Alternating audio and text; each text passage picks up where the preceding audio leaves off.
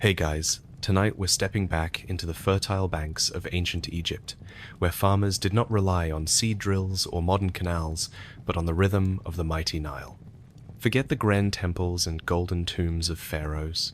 The real story is about mud, sweat, and the gamble of every planting season on the river's rise and fall.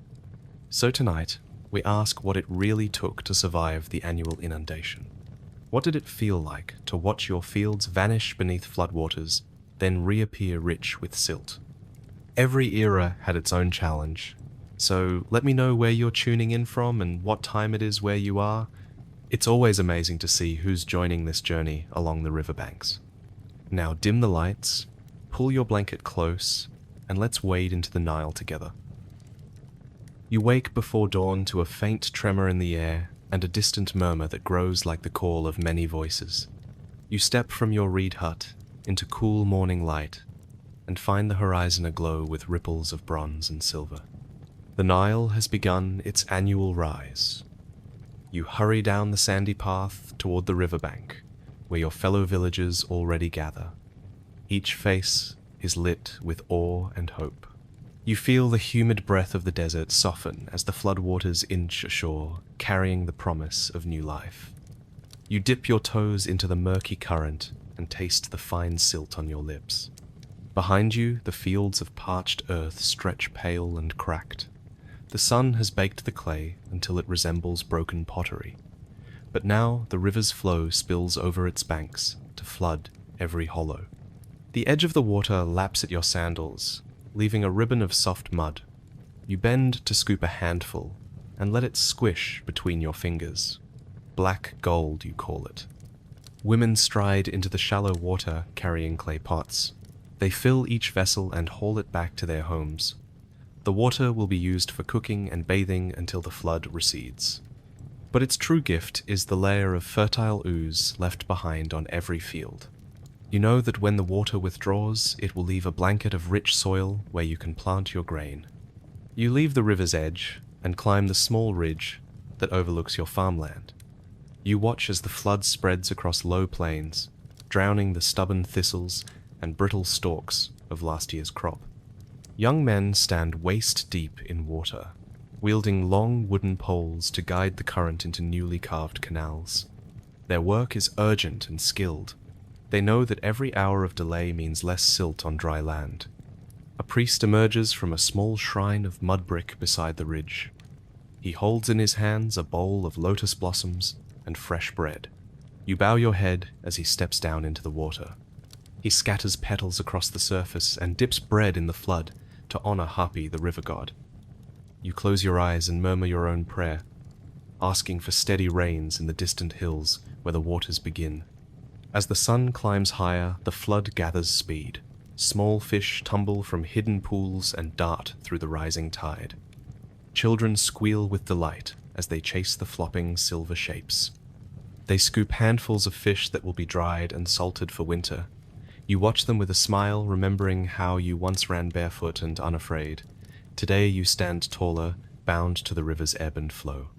Along the water's edge, the workers plant rice, shoots in standing water. They bend low over the muddy surface and push each seedling into the soft ground. Their backs curve and their faces glisten with sweat even in the gentle breeze. You join them for a moment, pressing a shoot into the ooze. Your muscles protest, but your spirit soars. This is the magic of the Nile. By midday, the flood has reached the date palms that ring your village. Their trunks stand proud above the current. A few builders begin to repair the low mud walls around each plot. They pack clay to raise the edge slightly above the waterline. Soon these walls will hold back the flood long enough for the canals to fill. You offer your help with a wooden bucket of mud. The workers nod in thanks, and you brace your shoulders as you pile earth onto the ridge. As afternoon light softens, you wander back to the riverbank. The water now covers every field beyond sight. Small islands of green mark the few mounds where grain stores were saved. You point them out to travelers who pause to marvel. You tell them this is the miracle that feeds the empire. Without the Nile's annual embrace, the sands would swallow every crop. You return home to gather your family for the ritual of Thanksgiving. In your courtyard, you spread mats of papyrus and set out bowls of lentils and barley cakes. You light incense of myrrh and cedar. Your children stand wide-eyed as you speak of the river's journey from distant mountains to these plains. You break the bread and pour sweet beer from clay jugs. You taste the first fruits of the flood in every bite. Evening falls, and lanterns glow beneath woven palm fronds. You sit with your kin and guests from nearby farms. You share stories of floods past that were too low or too high. You remember years when the river barely crept onto the fields and famine followed. Tonight you feast on hope and gratitude. As stars emerge above the river's ribbon, you step back to gaze at the flood under moonlight. The water shimmers like molten glass and carries the promise of another harvest. You feel the pulse of the land and the rhythm of centuries. Ancient farmers walked this same muddy edge, trusting the Nile to awaken their fields. You close your eyes and listen to its slow song. You rise at dawn tomorrow to guide the waters into every furrow. You will sow seeds in the black mud and tend them with care. You will reap in autumn under a blazing sun. You will share bread and beer once more. You would not last a day as an ancient Egyptian farmer if you could not wake to the river's call and shape your life to its ever-changing flow. In that embrace lies survival and the fierce joy of living between desert and flood. You rise with the sun and return to the flooded fields before the heat of the day grows too strong. The canals you helped carve yesterday now brim with water that spills into every furrow. You wade in ankle-deep mud and press your wooden marker into the soft earth to measure the water level. You note where the current flows too swiftly and where it pools too deeply. Farmers pass you in a silent procession, each carrying a simple tool to clear debris from the canal mouths. You lend your shoulder to push aside clumps of reeds that would block the flow. Once the main channels run smoothly, you climb a small embankment to inspect the network of secondary ditches. You step carefully across the raised ridges that divide each planting basin. In one basin, the water has receded too quickly, and the mud has begun to crack. You kneel and press your fingertips into the clay. You cup water in your palms from a nearby canal and pour it over the dry patch until the mud softens once more. You pat the edges to seal the cracks and restore the basin's walls. Farmers work in synchronized lines, planting rows of emmer wheat that will grow through the moist soil. You join them for a time, patting each seed into place and covering it gently with silt. The work is slow and requires careful attention to spacing so that each stalk has room to reach toward the sky. You feel the soil cling to your trousers and taste the earthy tang on your tongue when you wipe sweat from your brow. Yet you know that this labor is the true source of life for your village. When the midday sun climbs overhead, you withdraw to the shade of the date palms. You carry a gourd of water that you sip sparingly. The air is thick and warm like a soft blanket pressing on your skin. You rest your arms on your knees and watch the floodwater gleam in the fields below. You imagine the green shoots that will emerge in a week or two and fill the valley with waving blades. You taste the promise of the harvest before it has begun. In the shadows of the palm grove, you find the village elder seated on a stone bench. He is older than any man you have known, and his eyes shine with memories of floods that were too small or too large. He recounts how once the inundation failed and the people fled in search of pasture and water. But today the fields are full, and the granaries hold the last year's overflow. You listen in respect and add your own story of the narrow canal that you helped redirect to save a neighbor's plot from ruin. By afternoon, you return to the riverbank, where children have built small dams of stones and clay to create shallow pools for fish to breed. They laugh as water spills through their barriers and frees the fish back into the main channel. You gather handfuls of tiny fry and slip them into a woven basket. Later, you will carry these fingerlings to a flooded side channel, where they can grow until they are large enough to feed your family. The river sustains you in more ways than one.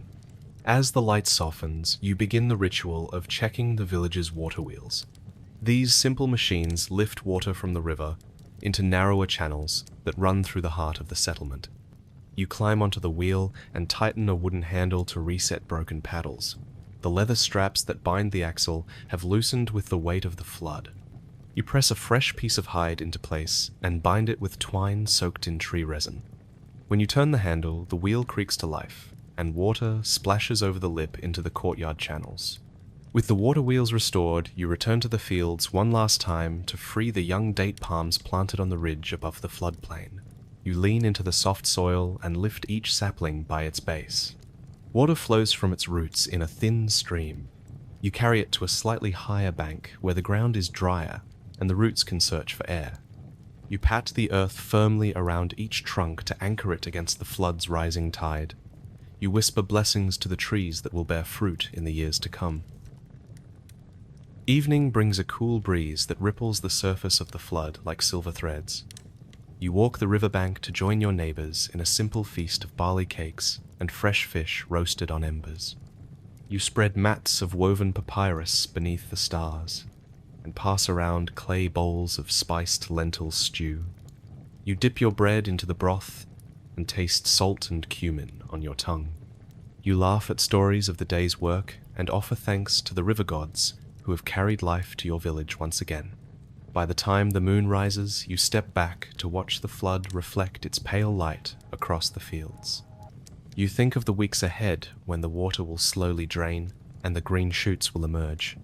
You imagine the harvest in autumn when the wheat will sway like golden waves. You feel the rhythm of the Nile in your bones and in your spirit. You know that you would not last a day as an ancient Egyptian farmer if you could not rise to measure the water, tend the canals, plant the grain, and feast beside your kin in the light of the moon. In that cycle of flood and field, you find a strength that endures through every season. You rise before dawn into a world, stirring with promise and uncertainty. The air is cool and dry on your face as you step onto the rooftop of the granary tower. From here you can see the ribbon of the Nile winding through golden fields and distant hills rimmed with violet dawn light. Yet beyond those low rises lie the Ethiopian highlands, where the monsoon clouds gather to feed your river each year. Today you will read the sky and earth to learn whether the rains have begun. You place your hands on the rough stone balustrade and gaze toward the southeast. At the horizon, a faint haze drifts like smoke from distant fires. You recall the elders' words that a thin grey line on the horizon means that rain is coming to the mountains. You lean forward and shade your eyes with your hand. The haze thickens to a sheet of cloud layered above the hills. You feel a flutter of hope deep in your chest. Below you, the village stirs. Farmers lead their oxen toward the fields to begin repairs on the basins that will hold the floodwaters. Women stride to the well to draw buckets of fresh water. Children twist reeds into simple baskets for gathering date fruit. You lower your hand and call out a blessing in the old tongue that honors Happy and Khnum, who sculpt the flood in distant lands. You speak with the certainty of one who has learned to trust in signs both subtle and grand. A herald arrives at your side bearing a clay tablet inscribed with reports sent by river traders who have just returned from the Red Sea coast. They tell of storms at sea and winds that have pushed ships back for days. You read each stroke of the stylus in your mind. Strong winds off the Ethiopian plateau have forced caravans to wait. That means the rains have begun there too. You let a smile tingle on your lips and send word to the canal guards to prepare for an early inundation. You descend the narrow spiral stairs into the courtyard where the village scribe kneels on a reed mat. He holds a wooden stylus poised above wax. You hand him the tablet and watch as he presses each symbol into the soft surface. He pauses at each sign to confirm the meaning, and then continues without haste. You stand behind him and feel the warming glow of success. Soon the flood will arrive to renew the land. The sun climbs higher, and you join the elders beneath the date palms for a council of weather watchers. Each elder wears a cloak of linen dyed with indigo that marks them as keepers of the river's secrets. They sit on a woven mat in a circle, each holding a reed horn and a simple wooden staff. You bring a bowl of water to the center of the circle. You dip your hand into the cool liquid and sprinkle it on the earth to honor the waters to come. The eldest watcher closes his eyes and breathes deeply. He stretches his arms wide as if to embrace the entire land. He recites the ancient chant that calls the clouds to climb the mountains and unleash their bounty. The words rise and fall like the river itself. You join in the chorus with a steady voice that you learned as a child. You feel the air tremble as if the world listens.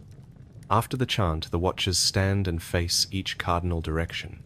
They raise their staffs and tap the ground 3 times to summon the 4 winds. Each tap echoes in the quiet courtyard. You close your eyes and feel the breeze shift against your skin. A breeze from the southeast carries the scent of wet earth and ginger lilies. You nod, certain that the monsoon rains have begun their journey. A young apprentice waves his arms toward the sky and points out a small wisp of cloud drifting westward. He calls out that the rains will reach the inner desert highlands by the end of the week. You smile and place a gentle hand on his shoulder. You remember your own first lessons as an apprentice, when every cloud became a promise and every breeze a sign. You pat his shoulder in pride and send him to relay news to every village from the delta to the first cataract. By midday, you travel by boat along the canal to inspect the floodgates. Each floodgate is a simple wooden sluice that can open to admit water or close to hold it back. You guide the boat under banners of linen that flutter in the breeze. You step onto the bank and wade into knee-deep water. You grasp the crossbar of the sluice and push it aside with your body weight. The floodgate groans and the water rushes in to fill the channel. You feel the current strengthen beneath your skin. You pull the gate fully open and let the water surge through. You pause on the bank and watch the floodwaters racing through the field channels. They swirl around each planting basin, carrying fresh mud and tiny fish. You smile as you recall the days before you learned to guide the waters. You once feared the inundation would drown the crops entirely. Now you trust in the balance of earth and water. As the afternoon sun shades the sky, you return to the granary tower. You climb the stairs once more and stand at the balustrade. You gaze at the fields, where the flood now stretches like a mirror to the sky. You see reflections of date palms and reed huts dancing in the current. You feel a profound peace at the sight of life returning to the land. In the twilight, you join your family around a small hearth beneath your hut. You break bread with fresh fish and lentil stew. You recount the day's blessings and the signs of abundance to those who have spent the day tending to the fields. Children squeal with delight at the promise of fish roasted on embers tomorrow. You bless each bowl and cup with a prayer of thanks. As night falls, you step outside into a sky thick with stars. You look toward the southeast where the monsoon clouds began their journey. You feel gratitude for the rains that will sustain your people. You press your palm to your heart and vow to honor the river with every breath you take. You know that the monsoon is a gift you could never create on your own. You kneel on the riverbank and trace the shape of the floodplain in the sand. You whisper your hopes for a bountiful harvest and for the safety of those who work the fields. You press your forehead to the sand and listen to the soft lullaby of water against earth. You rise with a gentle sigh and feel the land steady beneath your feet. You would not last a day as an ancient Egyptian farmer if you could not read the skies, walk the mud, guide the floodwaters, and trust in the partnership of earth and river. In the gathering clouds, you see the promise of life renewed. You close your eyes and let the memory of their journey fill your dreams. You awake before first light with the taste of damp air on your tongue. The sky is still dark, but the eastern horizon glows faintly. You hurry from your hut to check the western sky for cloud banks gathering in the low hills. Your heart beats with hope because every sign of moisture in the far hills means life for your fields. You walk the sandy track toward the old watchtower where the elders stand on duty. Their robes of white linen whisper in the breeze as they peer toward the skyline. You join them without a word. You raise a hand to shade your eyes and look for gray bands rising above the distant shoulder of the hills. Already the thin mist has gathered into low cloud, the color of silver fish scales. You press your palm to the cool stone of the tower wall and whisper thanks to Khnum, who shapes the flood. A young acolyte climbs the narrow-rung ladder to the tower roof and rings a small bronze bell. The clear peal echoes across the flat plain and reaches the ears of farmers rising for work. They pause with their hoes and adzes to lift their faces to the sky. They know that the gathering clouds herald the season of renewal. Below you the scribe kneels with soft animal hide spread on a wooden board. He makes quick marks in charcoal to record the time rain was first signaled in the hills and the speed of its advance. These observations will guide planting schedules for every village along the river. You lean over and trace his strokes, confirming the record. Knowledge of the rain's timing can mean the difference between abundant harvest and desperate famine. You wake before sunrise and step into the floodplain where yesterday's waters have left a layer of rich black mud. The air is cool and damp as you pull your linen skirt up above your ankles. Your bare feet sink into the soft earth and you feel the mud slip between your toes. You carry a wooden hoe over your shoulder and a leather pouch of emmer wheat kernels at your waist. Today, you will plant the grain that will feed your family and sustain the village for another year. You kneel at the edge of the first basin and press the hoe into the mud. With careful strokes, you cut shallow furrows in straight lines that stretch toward the horizon. Each furrow is only a few inches deep, but must be even to ensure all kernels meet the silt at the same level. You work slowly, drawing the blade toward you, then stepping forward to repeat the motion. The mud parts easily under the tool and closes behind the groove like a living creature. When the first furrow is complete, you scoop a handful of emmer kernels from your pouch. You count the grains by sight, aiming for one seed every 2 inches. You drop each kernel into the furrow and adjust its position with a fingertip. The mud is cool and velvety against your skin. You press each seed into the earth with the heel of your hand so that it nests securely in the damp silt. Across the field, other farmers move in concert, carving furrows and sowing seeds. You see a group of women bending low with metal sickles in hand, cutting rushes to mark the ends of each row. Their skirts trail in the mud, and their voices rise in song to lift the tedious task.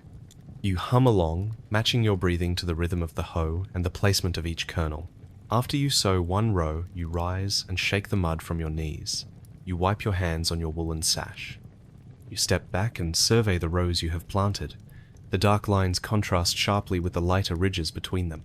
You feel a surge of pride in the straightness of your work. When the floodwaters return, they will fill each furrow and cover the seeds with a thin layer of silt, protecting them from birds and ensuring even moisture as they sprout. You move on to the next furrow, repeating the same process. You drop a single kernel, press it down, then step to the next position. The silt clings to your hands and rubs the skin raw. You pause to rinse your hands in a small pool of water beside the canal. The water feels cold against your palms. You cup it and splash your face, tasting the earth in every droplet. You return to planting with renewed energy. Mid-morning sun climbs higher, and the swampy air grows heavy. You can smell the sweet notes of lotus blossoms drifting from the riverbank. You pause under a small tamarisk tree to catch your breath. You sip water from a clay flask and snack on dried figs. The sweetness fuels you for the work ahead. You wipe sweat from your brow and tie back your hair with a strip of cloth so that no stray locks fall into your furrows. You return to the field and join a neighbor who struggles to guide oxen through the silt. The team pulls a wooden plow fitted with a metal blade that cuts deeper furrows. You watch as the oxen strain against the load, their flanks slick with water. When the plow comes free of a clod, you step in to smooth the soil with the hoe. You adjust the depth of the furrow and then take your place with the emmer seeds, sowing into the newly opened earth. As midday approaches, you pause again to rest under a reed shelter. You sit on a woven mat and break bread with lentil stew. You share the meal with fellow workers and exchange news of the flood's progress. You speak of nights lit by lanterns as you tended the floodgates and days spent hauling mud for canal banks. You laugh at a story of a boy who nearly sank to his waist in a hidden pool. The laughter eases your fatigue and sets your shoulders straight once more. After the meal, you return to the planting until the horizon of furrows stretches as far as your eye can see.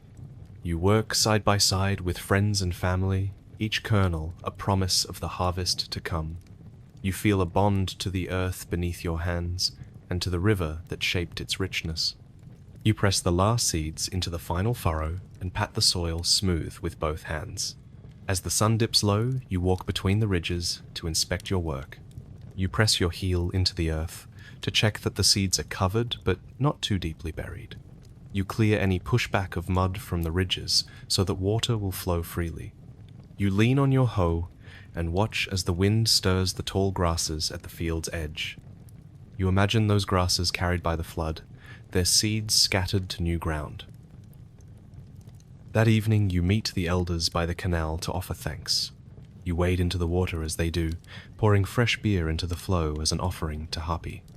You speak words of gratitude for the flood that will cover your seeds and bring them to life. You taste the bitter honey and barley on your lips and know that your labors this day will feed the souls of your people. When you return home, the mud has dried to sticky clumps on your sandals. You wash your hands and arms in a basin of fresh water and let the chill soothe your skin. You sit by the fire as twilight falls and watch the coals glow red. You break a small loaf of bread and sip sweet beer while the children listen to stories of planting and flood. You feel the ache in your back and the firmness in your heart. You would not last a day as an ancient Egyptian farmer if you could not rise before dawn to turn black mud into fertile ground, sowing kernels of emmer wheat by hand. You would not know the rhythm of earth and water, the scent of silt after the flood, or the taste of hope in each seed. In this work lies the lifeblood of your world. You pause at midday to rest beneath the shade of a single acacia tree that stands sentinel at the edge of the field. The heat of the sun warms the black silt at your feet, even through your sandals. You pick a handful of mud and squeeze it through your fingers, marveling at how the grains cling together like fine leather. Each ridge of earth you have prepared holds the promise of life for the kernels buried within. A neighbor brings out a woven mat and spreads it on a high knoll above the furrows. They ladle lentil stew into clay bowls and tear chunks from a loaf of coarse bread. You each eat in silence at first, savoring the warmth in your bellies.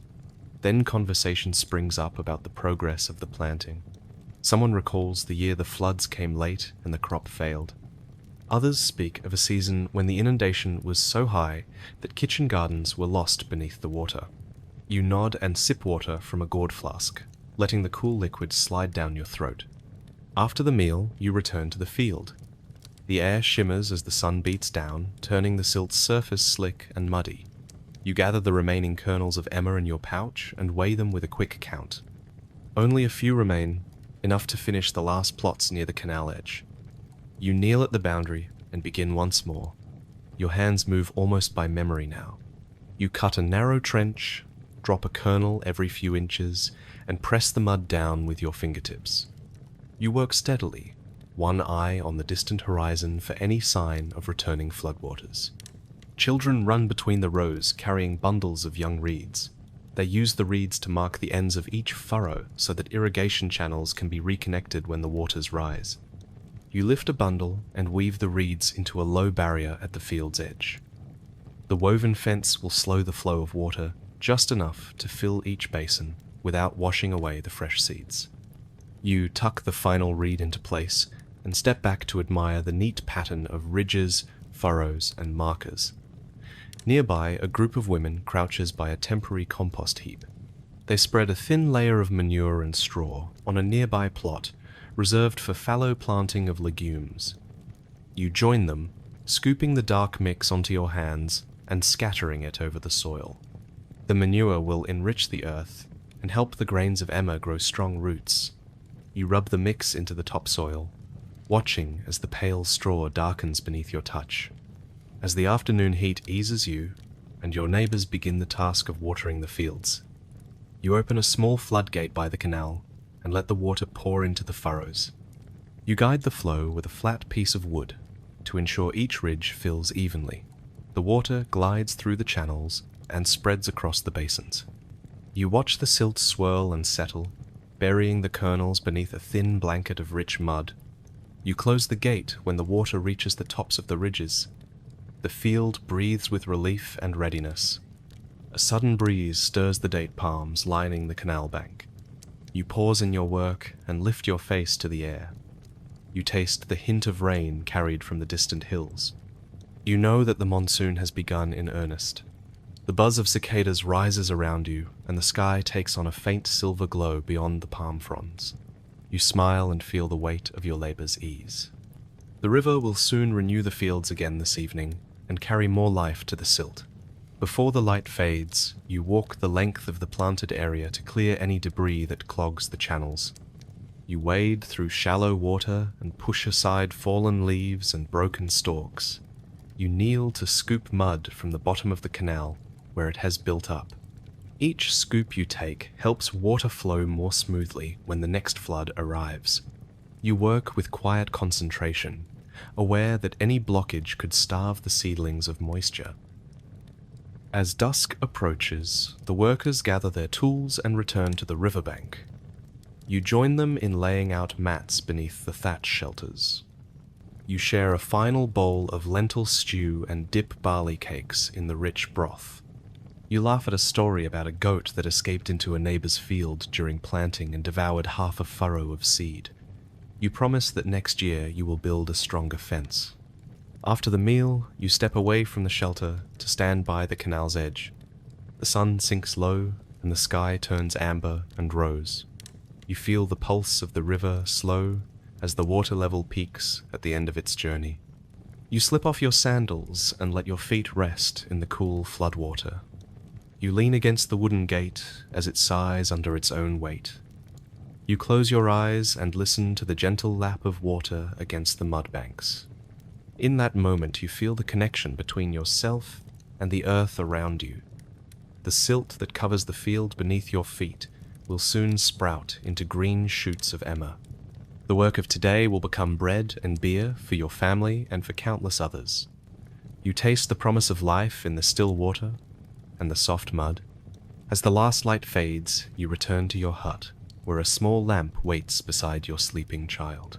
You wash the mud from your hands and face in a basin of clear water.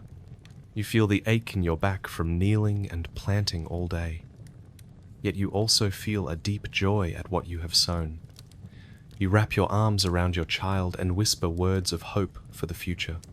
You would not last a day as an ancient Egyptian farmer if you could not rise before dawn to plant in the silt, count every seed, guide the waters, enrich the soil, and rest beside the flood's gentle lullaby. In that cycle of planting and flooding lies the heartbeat of your world. You close your eyes and drift to sleep beneath the promise of tomorrow's harvest. You wake before dawn and join your fellow villagers at the edge of the floodplain where yesterday's waters have begun to recede. The air is crisp and carries the scent of wet earth. In the half-light, you see long mounds of clay that mark the planned lines of canals. Today, you will transform these earthen ridges into living waterways that will carry the Nile's flood to every field and basin in the village. You shoulder a wooden shovel with an iron blade and step into the damp silt. The mud gives beneath your weight like soft leather. You press the shovel into the ground and lift, drawing up a clump of dark clay. You place it beside the ridge to deepen the trench. Your shoulders burn with effort as you repeat the stroke. You work steadily, matching the pace of others in your team so that the trench forms a straight line. Each spadeful of earth brings you closer to the water's path. A young apprentice runs ahead, following the marked guides with a rope of palm fiber. He holds one end while the overseer holds the other, ensuring the canal will flow on a slight incline toward the fields. You step in behind them once the ridge is cut and smooth the base of the canal with a hoe. You level the earth, removing lumps that would slow the current. You take care that the slope is even so that water will neither rush too fast nor stall before reaching the furthest basins. As the sun rises higher, the labor intensifies. The shovels cut deeper into the silt and the canal grows in size. You pause to wipe sweat from your brow and drink from a gourd of fresh water. The cool liquid tastes of clay and river. You sip slowly and let your muscles relax for a moment before returning to the trench. Across the field, another crew carries baskets of broken pottery and stones. They drop these into the newly dug trench to form a rough lining that will prevent erosion when the water flows.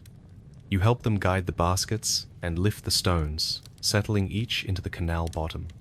The pottery shards click beneath your hands as you press them into the clay lining.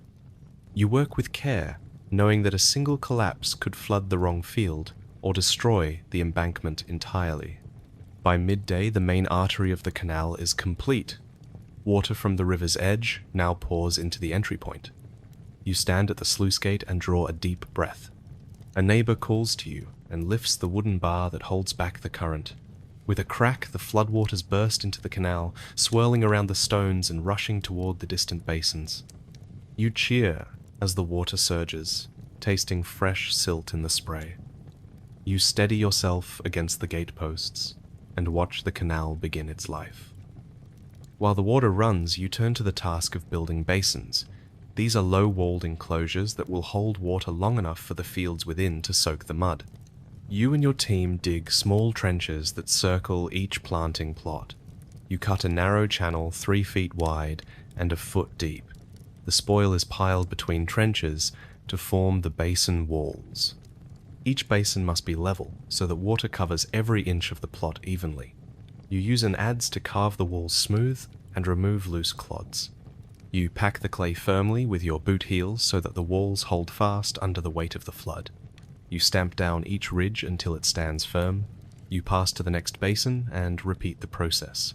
The work is hot and backbreaking, but you know that without these walls, the water would rush through without leaving moisture in the soil.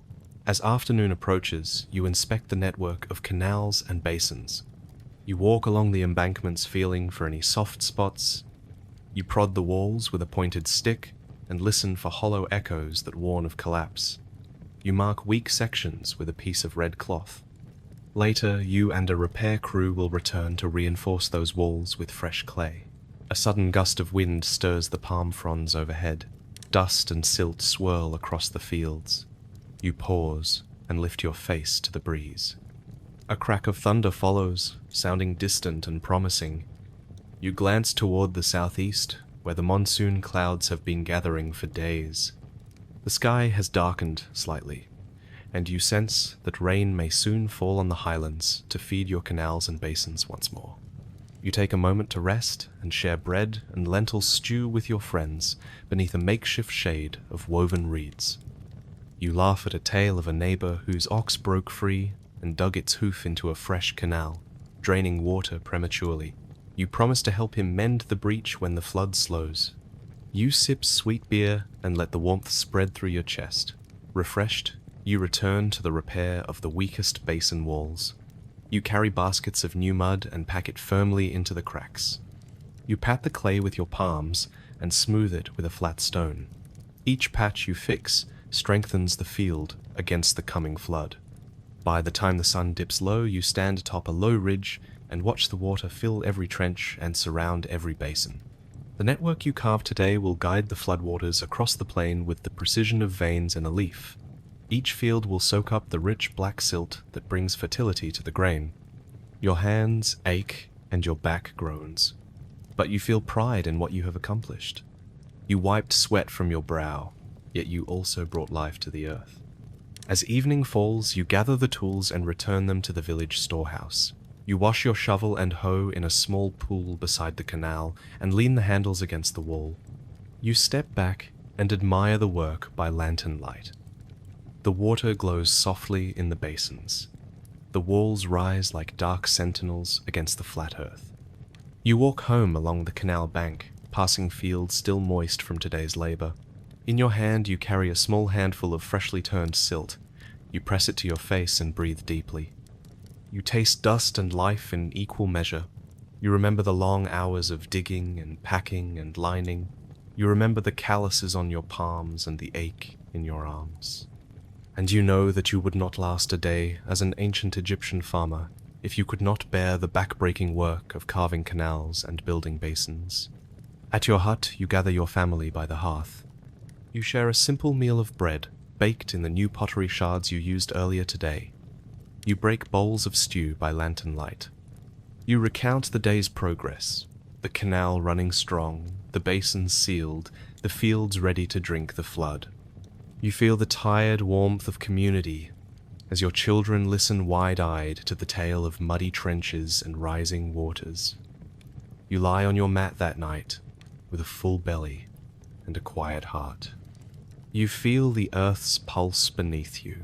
You know that tomorrow you will rise before dawn to tend the flood again. But for tonight, you rest in the knowledge that your labor has shaped the land itself. You close your eyes and drift to sleep as the floodwaters whisper through the basins, carrying life to every furrow you have cut with your own hands.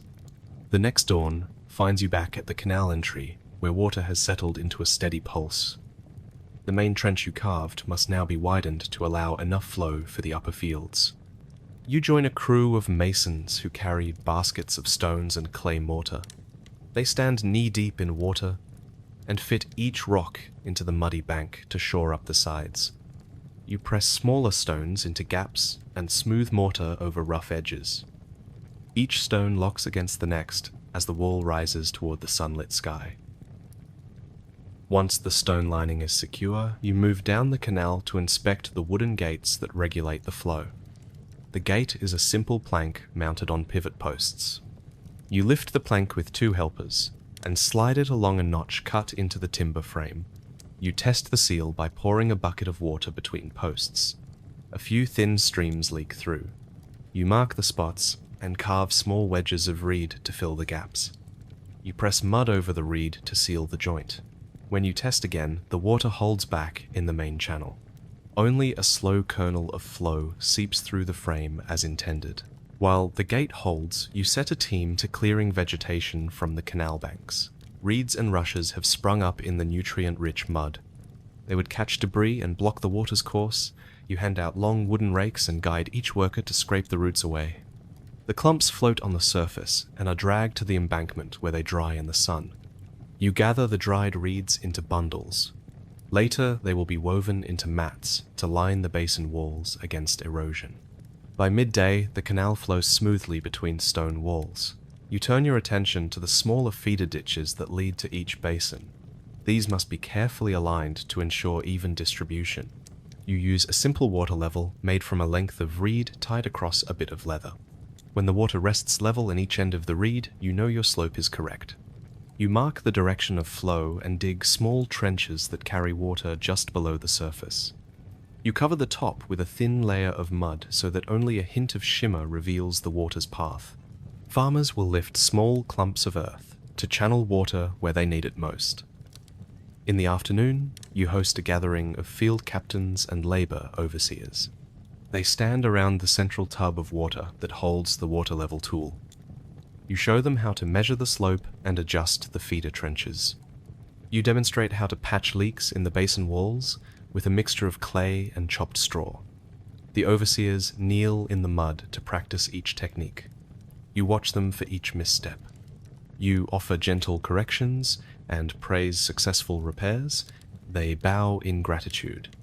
This training will allow them to maintain the canal network when you are away or when rains intensify. As the sun lowers toward the western horizon, you travel along the banks to open the floodgates for the last time today. The water has pooled higher than expected. You call for caution. You instruct 2 guards to stand at each gate and control the flow with long poles. When you give the signal, they push aside the beams that hold back the tidal rush. Water pours through and surges down the canal with steady power. You follow the channel on foot, guiding the water at each fork, urging it to fill the basins in distant fields. On the far ridge you pause and watch the fields transform before your eyes. Each basin fills like a small mirror to the sky. The ridges stand firm in their sculpted curves. In places you see glimmers of green, where the first shoots of emmer peak above the silt. You smile and raise your arms in blessing. You have shaped the river's will to feed the land. You feel the pulse of every spade toiling in the mud and every stone placed in the walls. By evening, the canal gates are secured and the fields glow under the setting sun. You return to village by candlelight. You carry a small jar of oil to repair the hinges of the sluice gates before dawn. On the way, you pause by the granary tower. You climb the ladder and look out over the flat plain. In the dusk, the flooded fields appear as bands of glass reflecting torchlight. You trace the course of every canal and basin with your eyes, and feel the deep breath of the earth in response. When you descend the tower, you are greeted by children eager to hear of your day's work. You kneel and tell them of stones placed to hold back water and trenches carved to guide the flood. You speak of the tools that measure slope and the patience needed to patch walls. They listen with rapt attention and ask to help the next time you repair the gates. You promise them a lesson soon. Back at home, you wash the day's mud from your hands and dress in a shift of soft linen. You sit by the hearth and share a bowl of lentil stew sweetened with dates. You spread fresh bread broken from a newly baked loaf. You laugh with your family as you recount the small triumphs of the day. You feel the ache in your arms and the warmth in your heart. As the final embers fade, you kneel at the small chapel by your door. You place your hands on the carved stone of the altar and whisper thanks to Khnum, Hapi, and Osiris for guiding your labor. You pray for the strength to maintain the canal network through the coming weeks of flood and planting. You rise to walk to your mat and stretch your stiff limbs. You close your eyes and drift to sleep under the lullaby of the river's current and the promise of a golden harvest. You rise before the sun has reached its peak and step into the field of ripened grain. The stalks stand waist-high, bending slightly under the weight of full heads of emmer wheat. A faint breeze stirs the golden sea and brings the scent of sun-warmed chaff. Already the air feels heavy and hot. You tighten the leather belt at your waist, reach for the sickle hanging at your side, and step forward to begin the harvest. With each swing of the half-moon blade, you cut through a dozen stalks at once. The metal tip glints in the sunlight as you slice cleanly through the tough stems. You let the bundle fall gently to the earth and move on, repeating the motion until your rhythm steadies. Sweat beads on your brow and trickles down the back of your neck. Your shirt of coarse linen clings damply to your skin. You do not pause to wipe the salt from your cheek. There is work to be done. A neighbor stands beside you doing the same work. You nod in greeting and share a brief word of encouragement before returning to your own row. Together you move through the field, drawing a swath of cut grain behind you. In the empty space left in each pass, you see the red clay earth peeking through. You think of how this wheat will feed your family and fill the granaries for the months ahead. After a time, you bend to gather a small bundle of stalks. You tie the stems with a length of braided reed, lined with straw.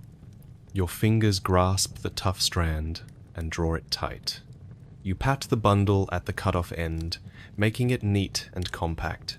Then you stand it upright in a ring of other sheaves that mark the edge of the field. Soon a circle of bundles will form, standing like golden sentries against the sun. The sun climbs higher. Each stroke of your arm feels heavier than the last. You pause to breathe and reach for your water gourd. You lift it to your lips and feel the cool liquid rush across your tongue. You close your eyes for a moment and let the water soothe the ache in your shoulders. When you open them again, you see more stalks to cut. Close by, a group of women works in the shade of a low stone wall. They bring cloth sacks and fill them with sheaves carried down from the field. A child stands nearby, clutching a small sickle too large for his hand. He watches as a woman lifts a sheaf and wields the blade with practiced skill. You smile and wave before stooping once more to cut a fresh row. In the far corner, a man operates a threshing sled. He drags a panel of wood studded with stones over a raft of standing grain. The stones crush the stalks and free the kernels. The men guide the sled in straight lines, their boots sliding in the golden chaff. Each pass sends dust into the air. They rake the scattered grain into piles that will be winnowed later. You glance toward them and feel the promise of the harvest's first reward. By midday, the sun stands high and the field seems to shimmer. You can taste heat on your lips and feel the sweat burn your eyes. Yet every swing of the sickle brings rippling bundles closer to the yard. You step out of the row for a moment and stretch your arms over your head. Your back cracks loud enough for you to hear. You rest the blade on your shoulder and gaze across the tilled earth at the stacks of sheaves growing like small hills.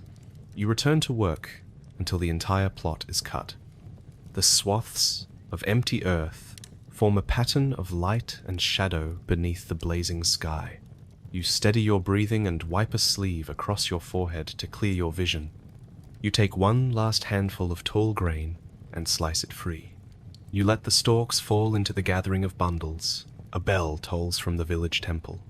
You know the midday meal awaits. You stand and lower your sickle to the ground. The metal blade rests on the cut stems, a silent companion.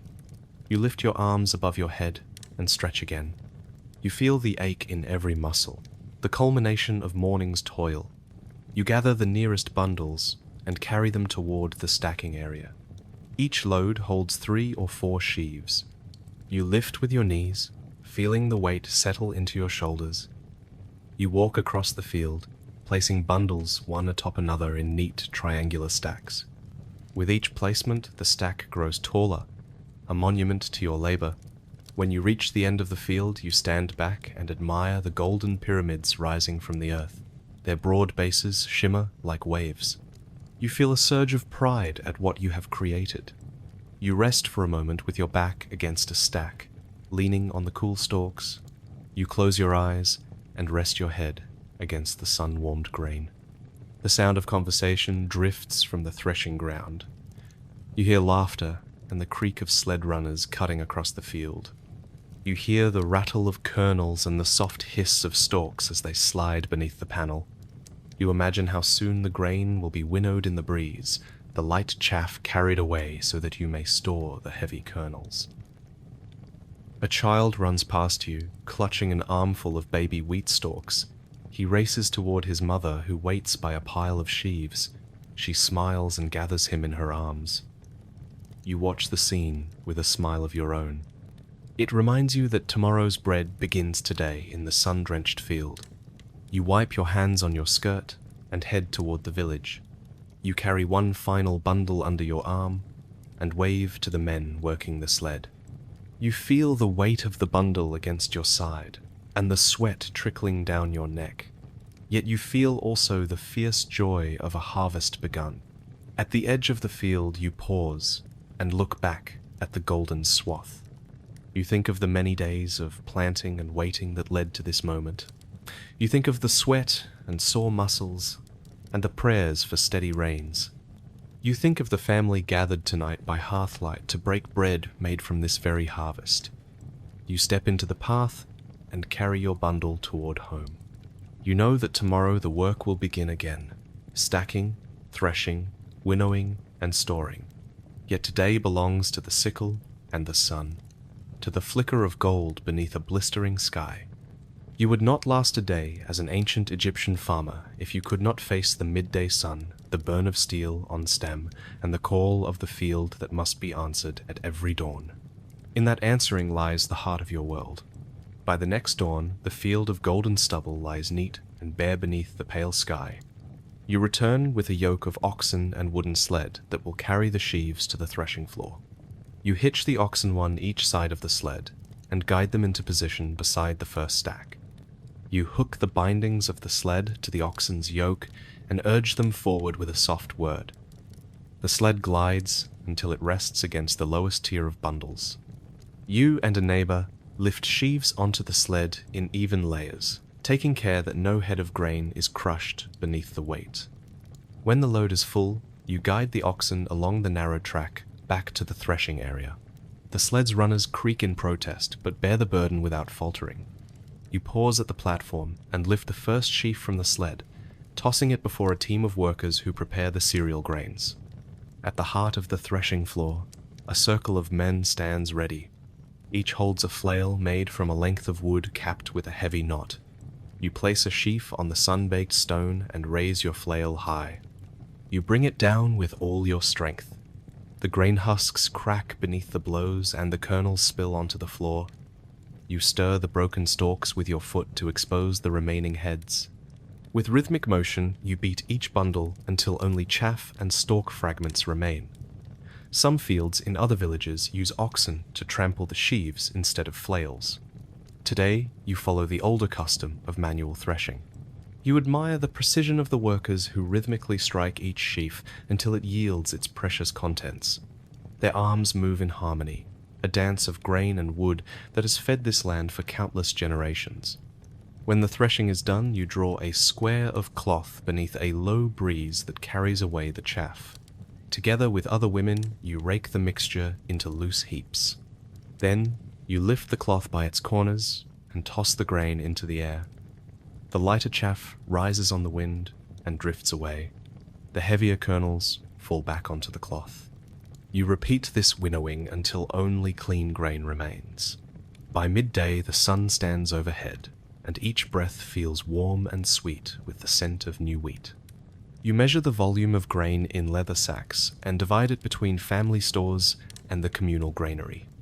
Your share will feed your household through the coming year and supply the seeds for the next planting.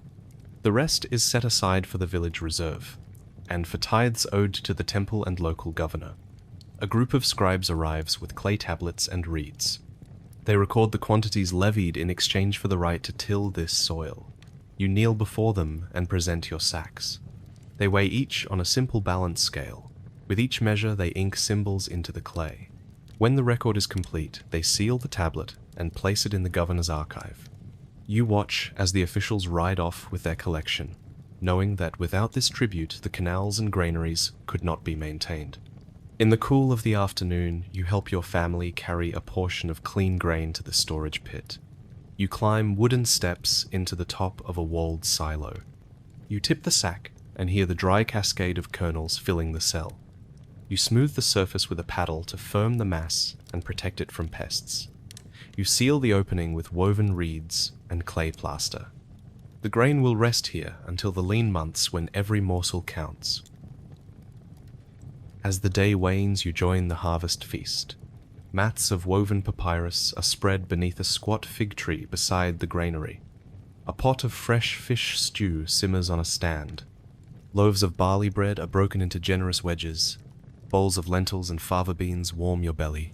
You taste the fruit of today's labor, savoring each flavor against the memory of the day's toil. Children chase each other between stacks of grain sacks, their laughter bright against the crackle of drying chaff. An elder recounts a tale of a single sheaf that lifted the spirits of an entire village when the floods failed. You smile at the story's ending, that no matter how meager the harvest, the shared labor and shared feast bind your people to the land and to one another. When the sun sets, you walk the length of the threshing floor by lamplight. You pick up a single kernel of wheat and hold it between fingers. You press it to your lips and taste the sweetness of promise. You recall the months of labor, planting in the silt, carving canals, building basins, and cutting the stalks. Each step led to this moment of grain and gratitude. You return home to sit by the hearth and grind grain for tomorrow's bread.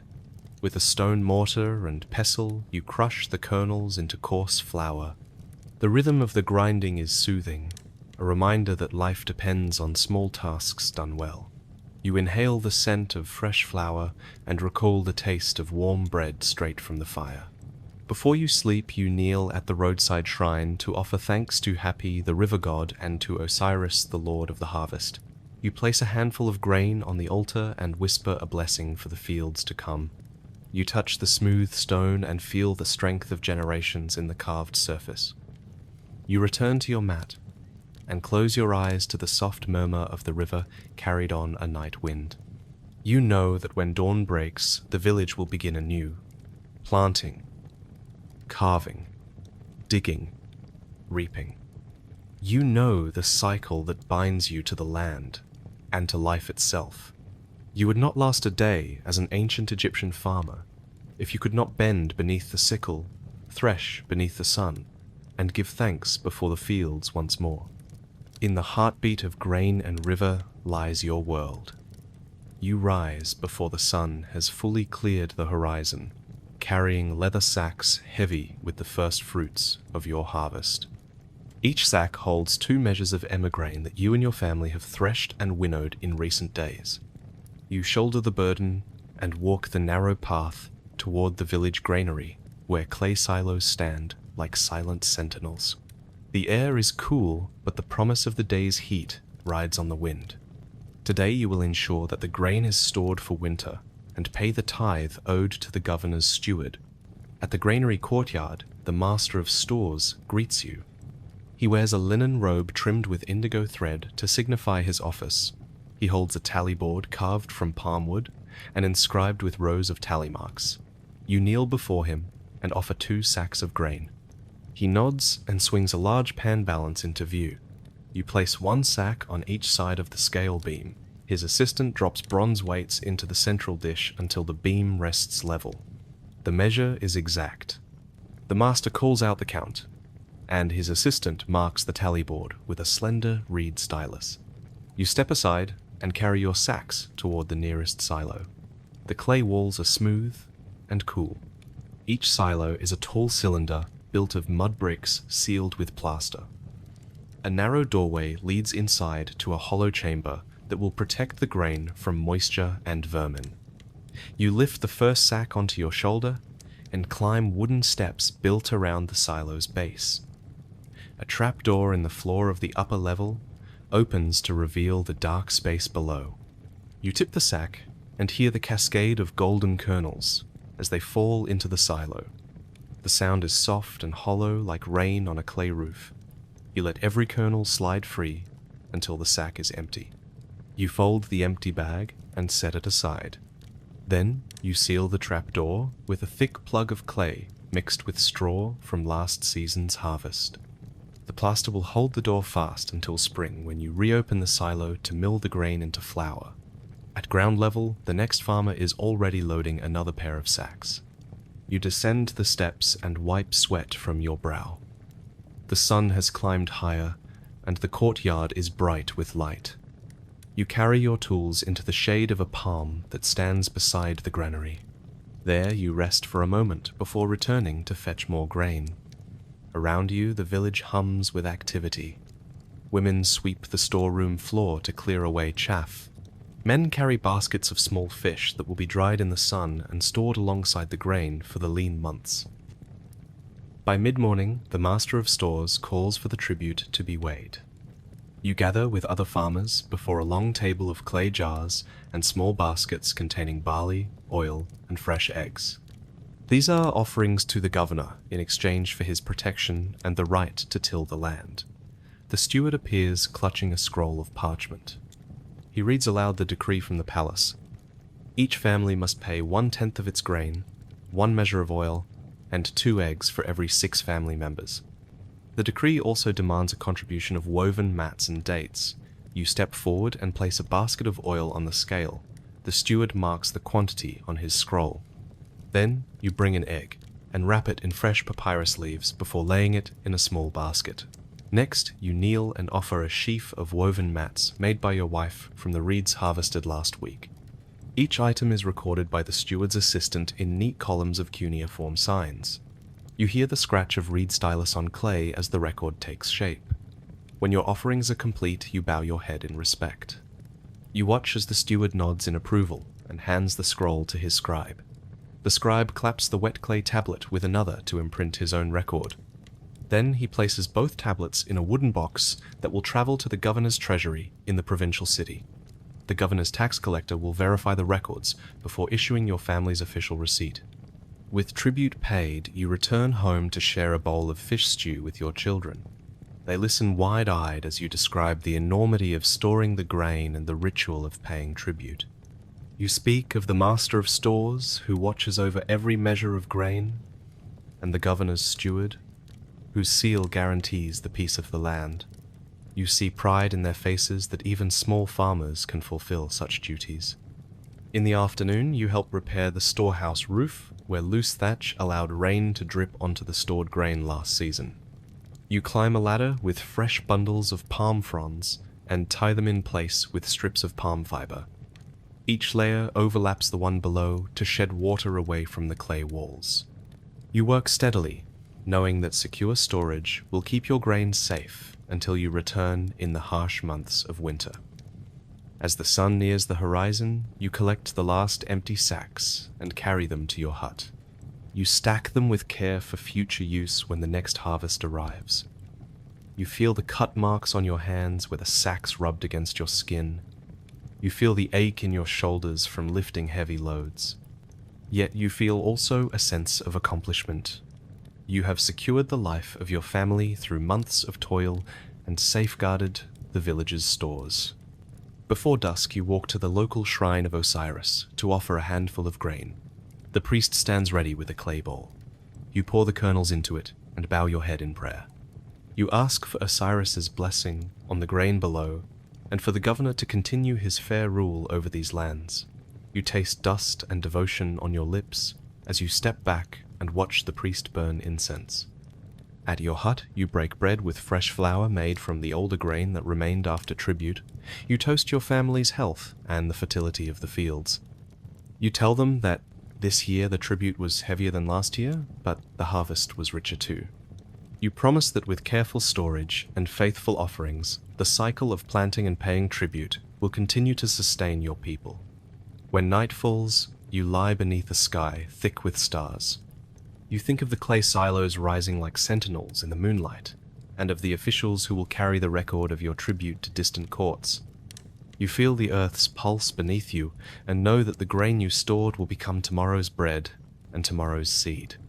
You know that to be an ancient Egyptian farmer is to hunger for the harvest, and to share its bounty with the rulers who guard the riverine promise. You close your eyes and drift into sleep, the weight of grain and tribute resting in your bones like a promise of renewal. By late morning, your family's official receipt has been sealed, and you head back to the granary to oversee the distribution of the tribute grain to the governor's agents. The sun rides high above the courtyard, turning the packed earth pale gold. You lift your eyes to the clay towers where the silos stand like sentries. Each trapdoor bears a token of sealed clay stamped with the local governor's emblem. These seals keep the tribute grain secure until it is counted and measured by the provincial officials. You climb the wooden steps to the platform that circles the main silo. A small group of scribes waits there with clay tablets and reed styluses. They compare the tally marks recording today's delivery with the tally marks inside the sealed trapdoor. You hand them the wooden board with your own record. They inspect each mark, then whisper among themselves. Finally, they nod and press the board into soft clay to confirm the distribution record. You step aside and let them replace it in the governor's archive. Below you, the tribute grain is drawn from the silo into large clay jars and woven baskets. You watch as two men dip wooden scoops into the storehouse and pour measured portions into each vessel. They level the top with a flat board so that every container holds the same volume. A third man counts the jars and baskets on his fingers and calls out the total. The steward's assistant repeats the count on his tablet. Each vessel is then sealed with a clay lid stamped with the official seal. One of the steward's aides hands you a sealed jar to sign off on. You take a reed stylus and press your personal mark into the clay. It is your guarantee that the grain was delivered in good measure. The steward himself examines the seal and nods his approval. He places the vessel among the others, destined for the governor's caravan. Soon these jars will line the governor's own granaries in the provincial city. With the tribute safely bound, you turn to the task of storing your family's remaining grain. The master of stores calls you to the smaller silo that you reserved for household use. He uncovers the trapdoor and steps aside while you tip 2 sacks of grain into the chamber. You fill the silo 3/4 full, leaving space for air circulation. Then, you seal the opening with molded clay and straw, and press the governor's seal into the center to prevent any tampering by midnight thieves. You step back and admire the neat surface. Next, you escort a small group of men to the Temple of Grain where the priests receive their portion. The temple stands on a raised platform beside the granary. Its walls are painted with scenes of Osiris and the fields of life. Inside the inner sanctuary, you kneel before the altar and offer 4 measures of grain in a shallow basin. The high priest kneels beside you and waves a bundle of incense over the offering. The smoke curls upward in golden tendrils as he recites the ancient words. You bow your head in silent prayer for the continued blessing of the land. After the temple distribution, you visit the storehouse of the village council.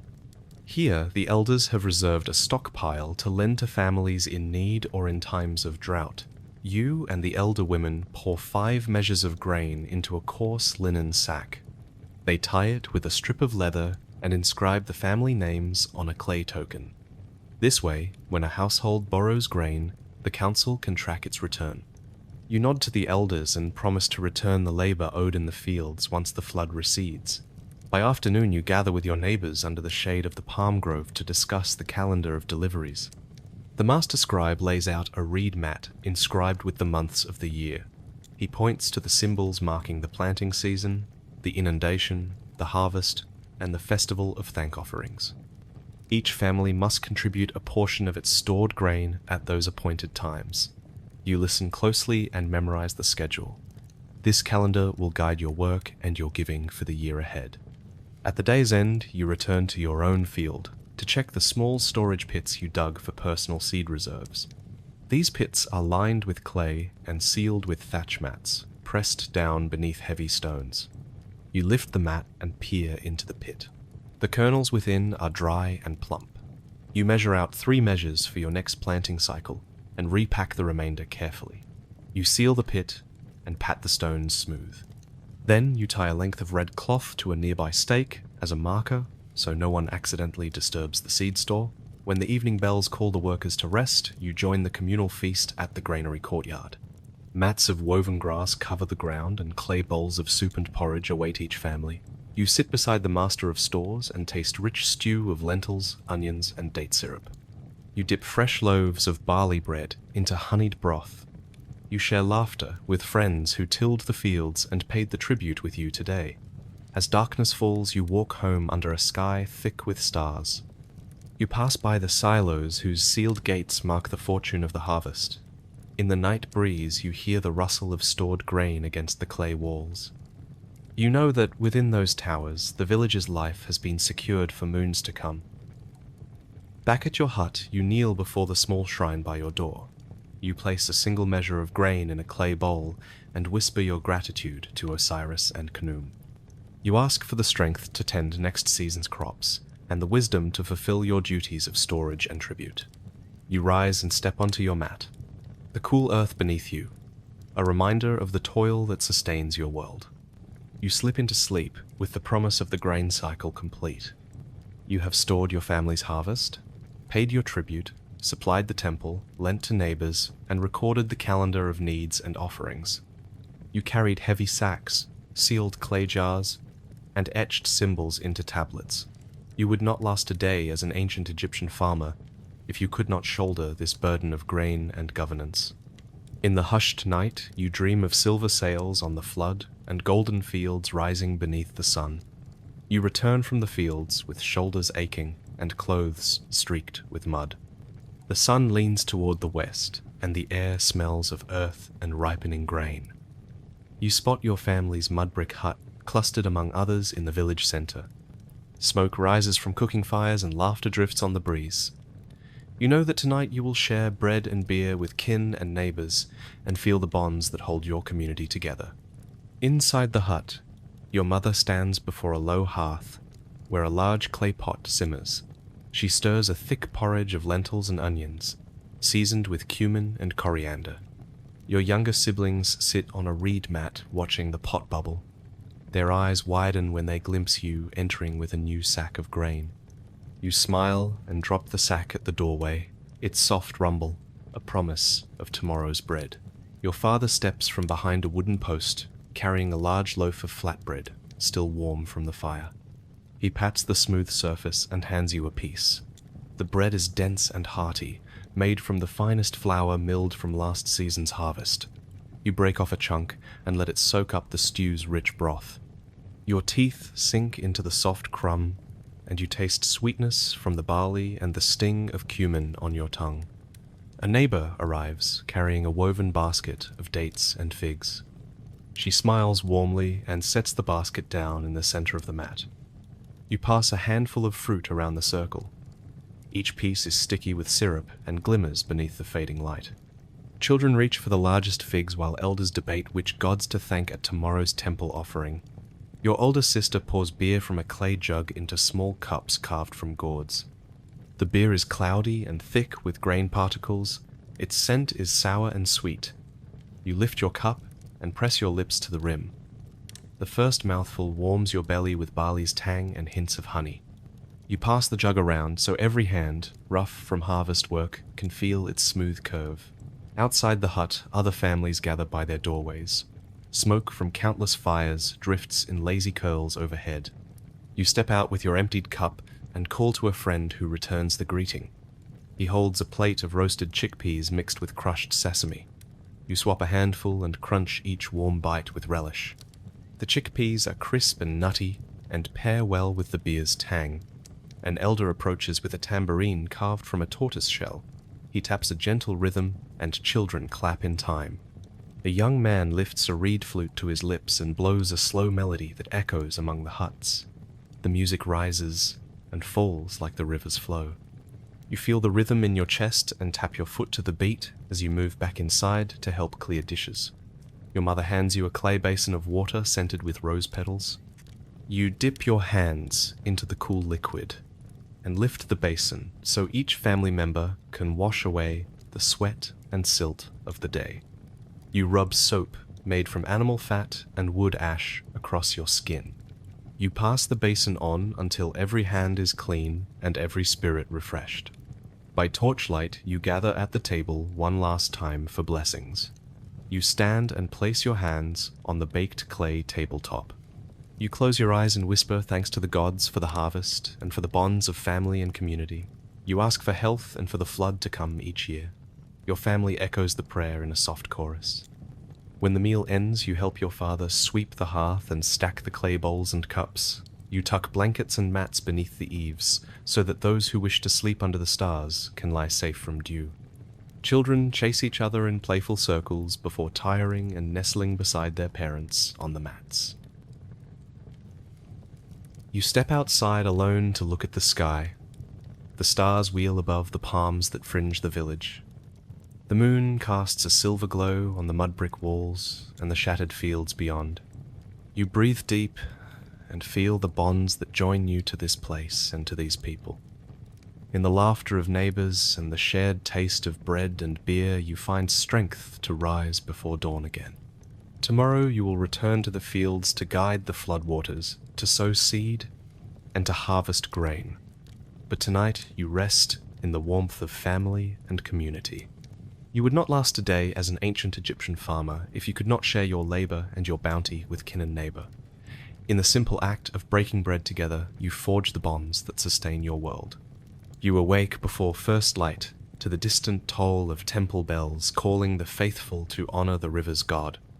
You dress quickly in a clean linen tunic and knot a broad cloth sash at your waist. You carry a small basket of offerings heaped with freshly baked bread and a flask of sweet beer brewed from emmer grain. On your way to the riverbank, you pause at the Shrine of Hapi, where a painted statue stands beneath a canopy of papyrus fronds. Its stout body is crowned with bundles of lotus blossoms. You bow your head and let the soft chill of dawn brush against your skin. At the shrine, the high priest awaits you.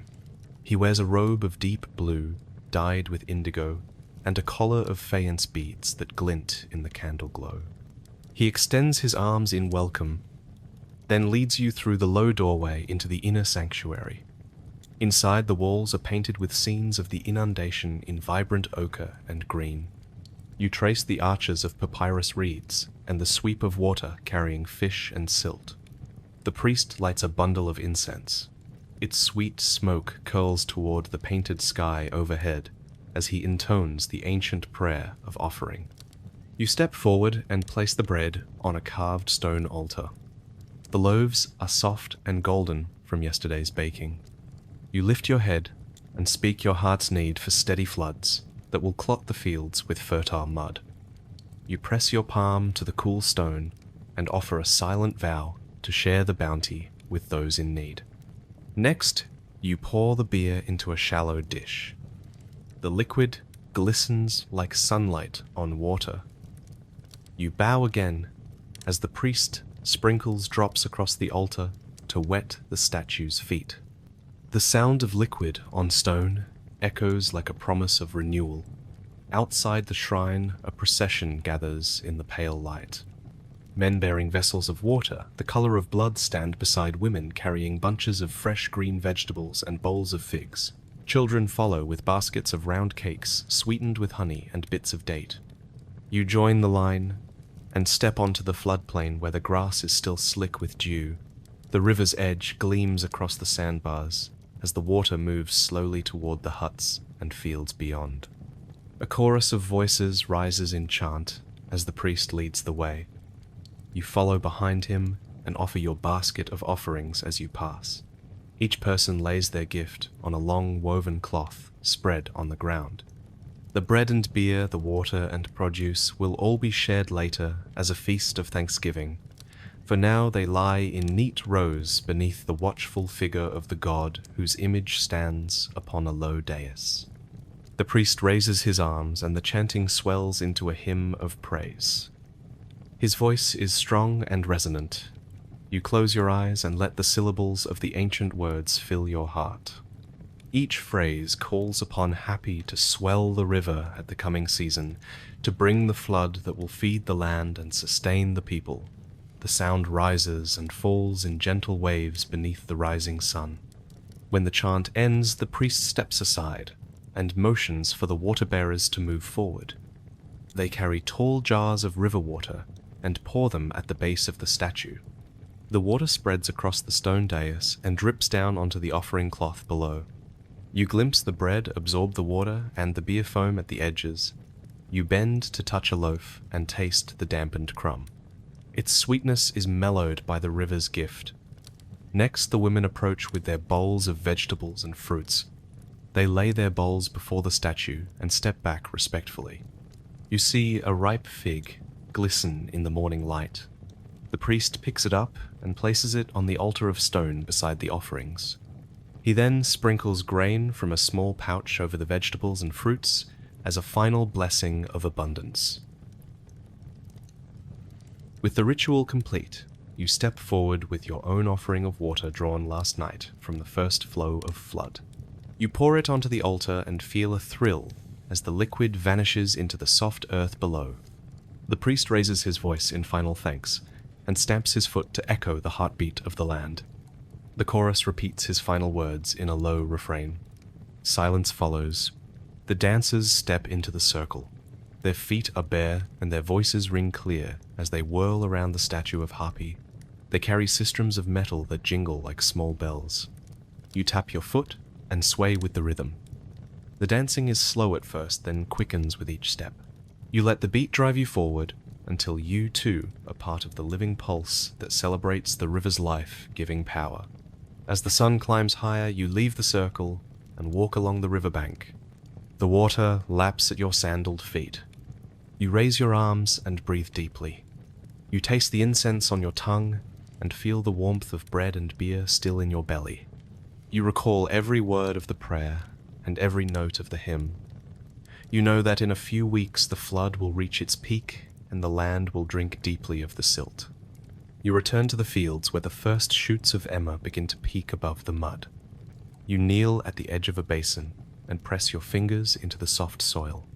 You whisper the names of your ancestors who tilled this earth before you. You ask Hapi to honor their memory with abundant grain. You stand and let the gentle current wash over your hands as a final blessing. Before the day ends, you gather your family for a simple feast beneath a grove of palms. You share loaves and beer from this morning's offerings. You break bread with kin and neighbors and recount the ceremony by the shrine. You speak of the statue's feet that drank water and of the dancers whose joy echoed across the fields. Your children laugh as they taste the sweet bread and lean close when you describe the river god's mighty power. In the fading light, you walk back to the shrine for one last offering. You carry a small clay lamp filled with oil. You light the wick and place it at the statue's feet. The flicker of flame casts dancing shadows on the painted walls. You bow your head and whisper, "Thanks for the day's blessings and for the promise of the flood to come." You step away from the shrine and lean against the cool wall. You feel the gentle thrum of the river beneath the earth. You close your eyes and imagine the waters rising, filling every canal and basin. You feel the pulse of life in every drop. You know that you would not last a day as an ancient Egyptian farmer if you could not honor Hapi with bread, beer, and prayers, trusting in the river's cycle of death and rebirth to sustain your world. You wake one morning to a horizon that is empty of green. The fields lie parched and cracked beneath a relentless sun. The great river that once spilled life across these plains has shrunk to a muddy trickle far below its banks. You step from your hut into a world of bone-dry clay and brittle stalks of millet that never reached their full height. Today you face drought and hunger in a land built for abundance. Over the next days, the water does not return. You and your neighbors carry watering skins to the shallow pools that remain in the flood channels. You scoop the muddy liquid into clay jars and share what you can. Children's hands shake as they drink because even this water tastes sour. You lean into each gulp, tasting dust and decay on your tongue. Without steady water, the grain reserves begin to dwindle. You open a sealed silo and scoop a handful of kernels into your palm. You grind some into coarse flour to bake the last flatbreads. You ration each loaf with your family, so that none go hungry.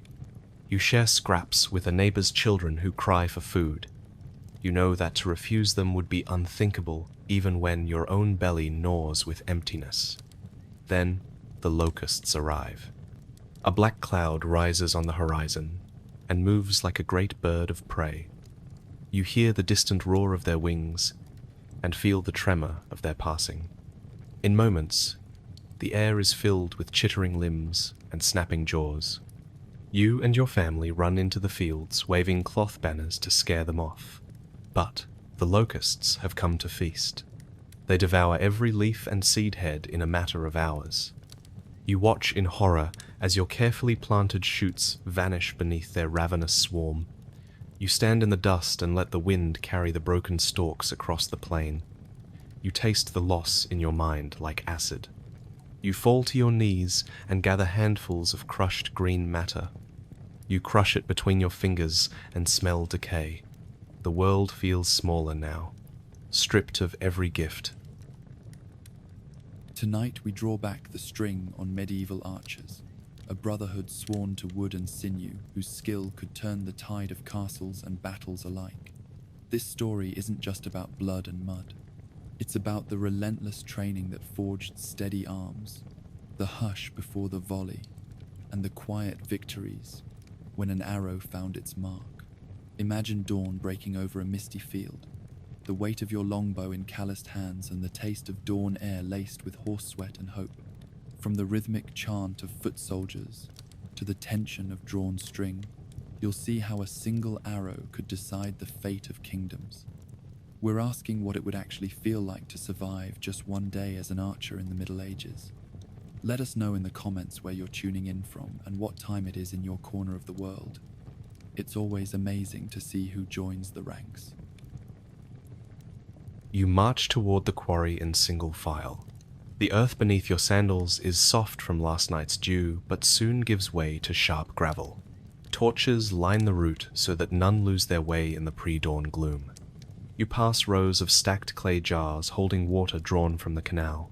A cup is thrust into your hand. You drink deeply, though your stomach still aches with empty hunger. Tomorrow you will raid the cook tent for a crust of bread if you can. Today you must endure.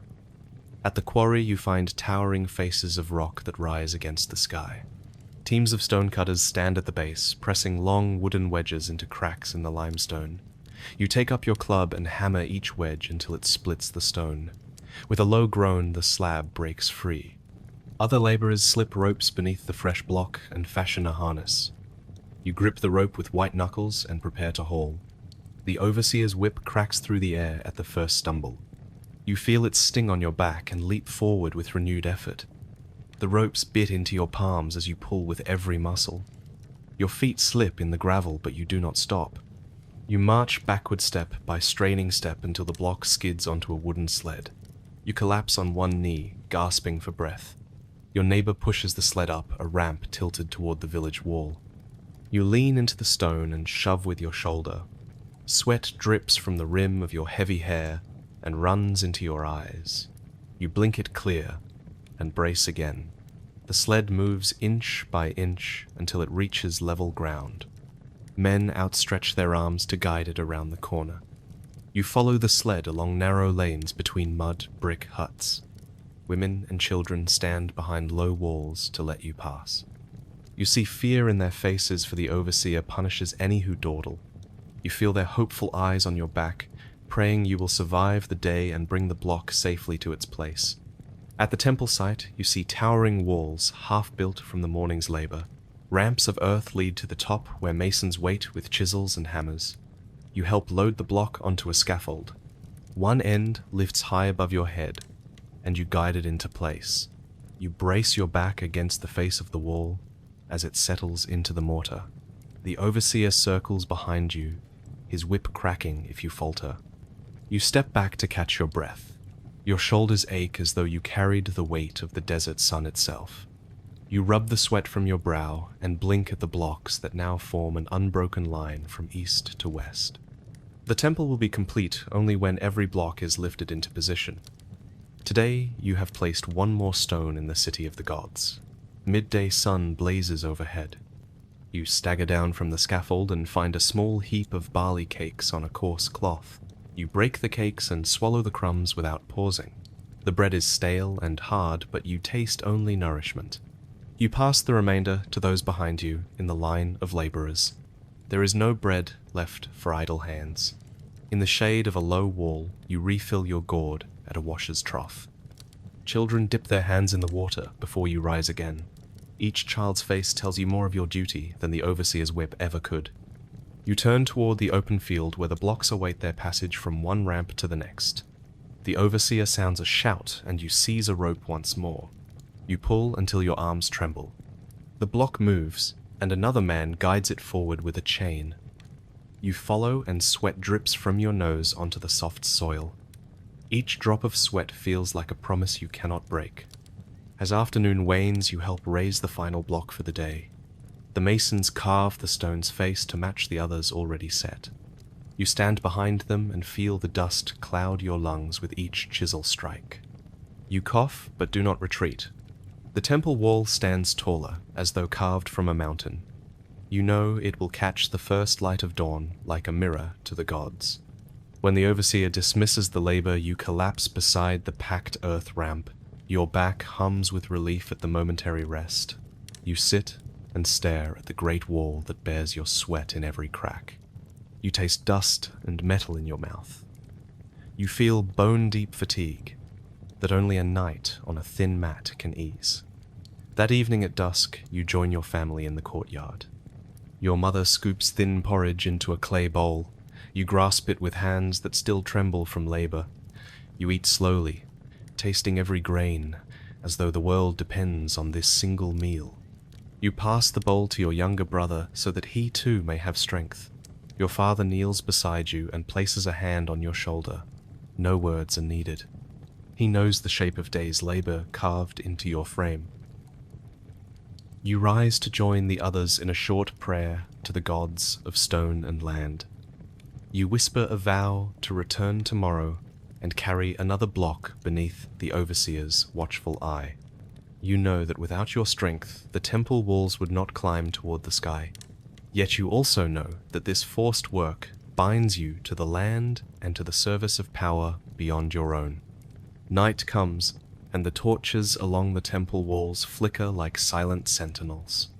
You lie on your mat beneath the open sky. You feel the gentle wind stir your hair. You think of the quarry slabs waiting in the morning light. You think of the whip that cracks like thunder and the feel of rough rope against tender flesh. You close your eyes and dream of freed hands and fields of green. You dream of bread that does not crack your teeth and water that flows freely from the canal. You dream of rest that does not come in broken pieces beneath the unbroken gaze of the overseer. Yet when dawn arrives, you will rise again and join the line that moves between mountain-faced walls and living dawn. You will carry stone because this land commands it.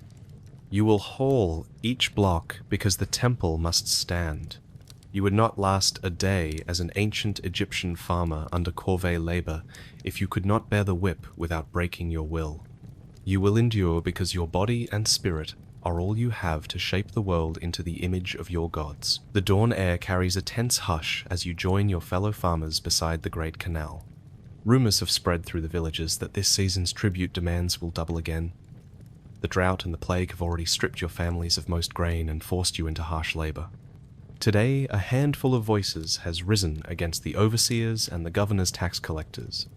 You feel your heart pound with both fear and resolve. You step forward with a neighbor who bears a carved staff as a symbol of leadership. We cast aside our tools of planting and harvesting and grasp sticks and stones instead. Together we stand in a ragged line as the first tax collector approaches atop his horse. His fine robes gleam in the rising sun. The men turn aside the horse's head, and the women press between us to support our cause. You lift your voice to call out that we will no longer surrender our last grain or our bodies to forced labor.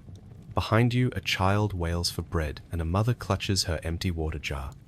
You remember your own family's thin porridge last night, and the bitter taste of borrowed seed still in the jar.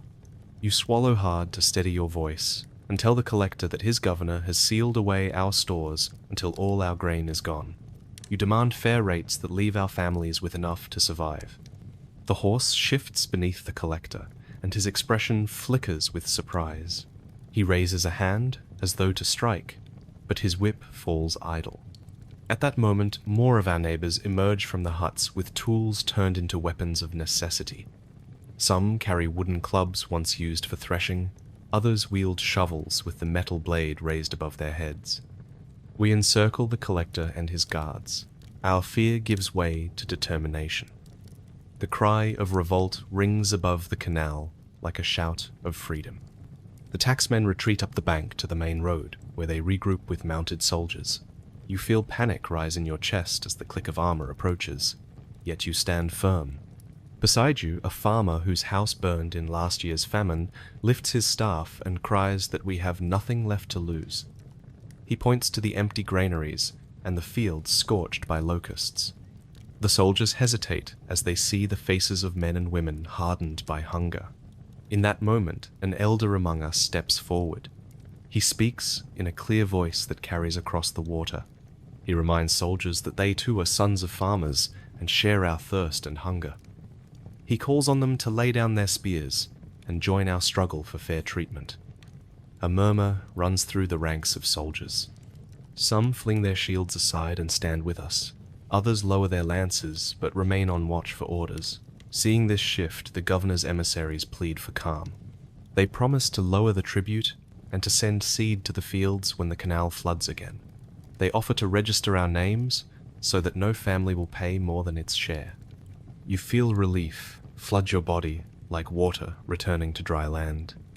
Yet you also understand that this agreement is only as strong as our unity. You agree to lay down your makeshift arms once the pledge is sealed in writing. A scribe appears with a parchment and a reed pen. We line up and sign our names with muddy fingers. Each signature marks our defiance and demands justice. The emissaries swear on the names of the gods to honor the compact. We watch them press their seals of clay beside our marks. When the deed is done, we feel the first stir of hope in many moons. That afternoon, you return to the fields under watchful eyes. The soldiers who sided with us stand guard at the entrances, so that no one may seize our grain again. You watch them carry water to those still too weak to fetch it themselves. You glimpse the tax collector trudging back to the governor's palace on foot. His fine robes are stained by mud and sweat. He glances toward the granary wall that you now guard with your life. His head hangs low, In the days that follow, the promised seed arrives from the granary in the provincial city. Clay jars of grain and baskets of beans are distributed to every village. Women and children line up at dawn to receive their portion. You help carry jars to the huts of the elderly and the sick. You share your own ration with a neighbor whose hut was destroyed by fire. Each act of giving binds us closer together. When the waters rise again and carry the flood to our fields, you stand at the new embankments with the same neighbor who stood beside you on the day of revolt. You watch the black silt settle into every ridge and basin. You feel the pulse of life stirring beneath the mud. You remember the day we refused to bow and the day the soldiers laid down their spears. You taste the sweet grain on your tongue as you break bread with family. Years later, you tell your children the story of that day. You speak of how desperation drove you to action and how courage hardened your spirit. You remind them that a community united by hunger and hope can bend the will of rulers. You teach them that fairness and mercy stand above threats and chains. And you remind them that when the gods bless the flood, the land will yield once more to those who labor with grit and unity. You plant a seed this morning and carry a clay jar of grain from the boat. The canal flows free and clear. You feel the strength of our ancestors in every turn of the shovel. You look across the green shoots peeking from the mud and know that our revolt was not only a moment of anger, but the spark of a legacy. We survived by sheer grit and by the bonds that held us together. And now we reap the harvest of our own making. You rise each day before the sun has warmed the earth, drawn from sleep by the whisper of wind through papyrus and the faint light that glints on the Nile's rising tide. From the moment you stand on bare feet pressed against cool clay, you feel the weight of every task ahead. There is no pause for rest, no turning back once you shoulder your wooden hoe and shoulder sack. Your body remembers hours spent bending over furrows, turning black silt by hand to plant kernels of emmer, each grain a fragile promise against the sun's promise of drought. Before the flood, you carve canals in the bone-dry ground, prying apart packed clay with iron blades until water will pour freely into every furrow and basin. You build earthen ridges by packing mud beneath your heels and lining walls with stones set in clay mortar. You level each channel with simple tools so that the river's gift will not rush too fast or stall. Your hands bleed from rope bindings and your back hums with every step. You climb and then descend wooden ramps to set great limestone blocks in place, each slab hauled by ropes and sweat. When the flood comes, you rush into the standing water to plant again, pressing seedlings into warm mud, each sprout a lifeline for families who wait on your labor. You rise again at harvest to swing your sickle beneath a blistering midday sun, cutting golden stalks until your arms go numb and your throat cracks with thirst. You bind sheaves with braided reeds and carry bundles to wooden sleds hauled by oxen. You thresh in circles of dust, beating stalks to free kernels, then winnow by casting grain into the wind until it settles clean and heavy in cloth bowls. Every measure of grain must be stored for lean months. You climb into clay silos to pour in the harvest, sealing trapdoors with plaster and straw so that no rat or snake can steal a single kernel. You deliver tribute to the governor's steward, weighing jars of grain and baskets of oil on pan balances, signing your name in clay to guarantee fair measure. You stand beneath the temple walls to offer a portion of your crop to the gods, pouring beer and scattering bread before the statue of Hapi, ever hopeful the river god will bless another season of life. Then come seasons of famine when the Nile's waters fail. You drain the last of the shallow pools and boil grasses you never meant to eat. You taste grit in every spoonful of thin porridge and beg for barley to be spared from tribute. Locusts descend like dark clouds and strip the fields of every leaf. You stand beneath the sun, hands on your hips, heart pounding as you watch the green vanish. You fight the plague in lean huts filled with fevered bodies, carrying bowls of broth to those too weak to lift their heads. You bury friends in shallow graves marked by a stone and a prayer. In your darkest hour, you find strength in revolt.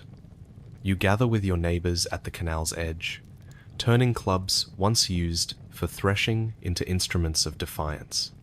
You refuse to surrender your last grain or your body to forced labor. You drive away the overseers and stand firm until the governor's agents swear in writing to lower tribute and send seed for planting. You march back to the fields under the sun and see in each other's eyes the resolve born of hunger and hope. Your faith in the river sustains you. You honor Happy each morning with humble offerings of bread and beer at the shrine, pouring water drawn from the canal onto the altar. You chant ancient prayers while incense curls in the dawn air. You dance with sistrums under turquoise skies and place clay lamps at the statue's feet.